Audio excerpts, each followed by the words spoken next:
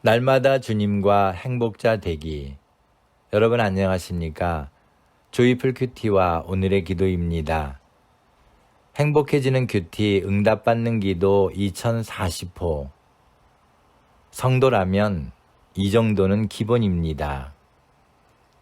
마태복음 18장 1절에서 4절 말씀. 그때 제자들이 예수께 나와 가로되 천국에서는 누가 크니이까? 예수께서 한 어린아이를 불러 저희 가운데 세우시고 가라사대 진실로 너희에게 이르노니 너희가 돌이켜 어린아이들과 같이 되지 아니하면 결단코 천국에 들어가지 못하리라. 그러므로 누구든지 이 어린아이와 같이 자기를 낮추는 그이가 천국에서 큰 자니라. 아멘. 제자들이 예수님께 천국에서는 누가 크니까 라고 여쭌 것만큼 어리석은 질문은 없을 것입니다. 천국을 생각하면서도 세상에서나 따지는 서열이 그렇게도 궁금했나 봅니다. 천국은 그런 곳이 아니기 때문입니다. 이런 마음으로는 하나님 나라를 이해할 수가 없습니다. 천국에서 누가 크냐고 물었을 때 예수님은 너희가 돌이켜 어린 아이들과 같이 되지 아니하면 결단코 천국에 들어가지 못하리라고 하셨습니다. 천국에서 누가 큰가 보다 천국에 들어가는 것이 먼저이기 때문입니다. 천국에 들어가기를 원하는 성도라면 먼저 어린아이와 같이 자기를 낮추는 자가 되어야 하며 결국 그 사람이 천국에서 큰 자가 될 것입니다. 자기를 낮추는 것은 성도가 갖추어야 할 가장 기본적인 것입니다. 마태복음 18장에서 예수님은 성도에게 꼭 필요한 기본적인 것이 작은 자를 위하는 삶이라고 하셨습니다.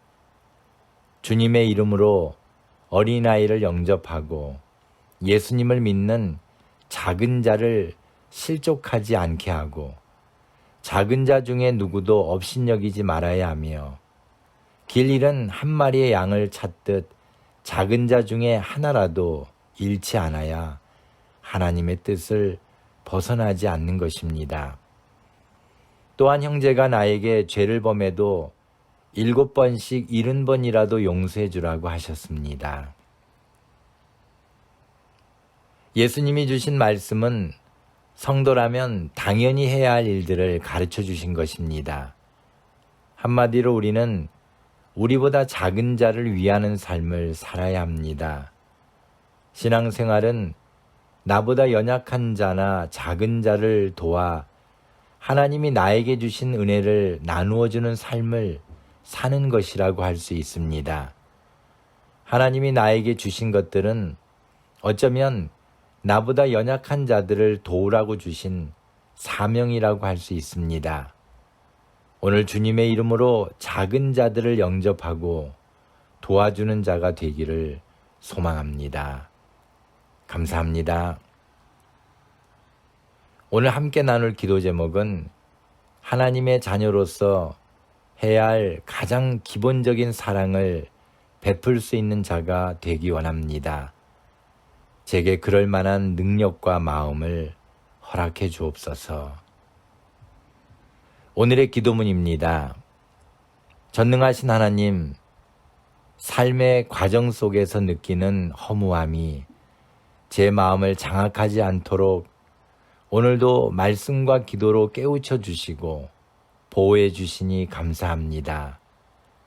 세상은 큰 벽으로 홍해처럼 저희들 앞을 가로막으려고 하지만 홍해를 가르신 주님의 큰 권능이 오늘도 저희들의 삶에 기적처럼 다가와 나아갈 길을 열어주시고 인도해 주심을 믿습니다.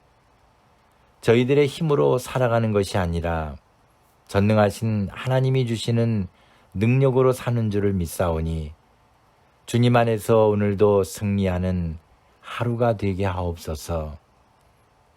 삶을 불평과 원망으로 채우는 어리석은 자가 아니라 감사와 사랑으로 살아가는 자가 되게 하옵소서.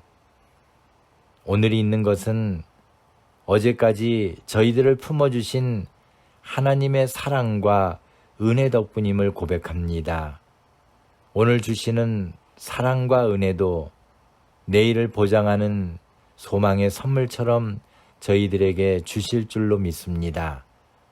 코로나로 인하여 아직도 저희들의 삶은 불편함과 위험함이 공존하는 힘든 가운데 있사오니 주의 치유의 은총을 허락하셔서 이 질병이 속히 물러가게 하옵소서.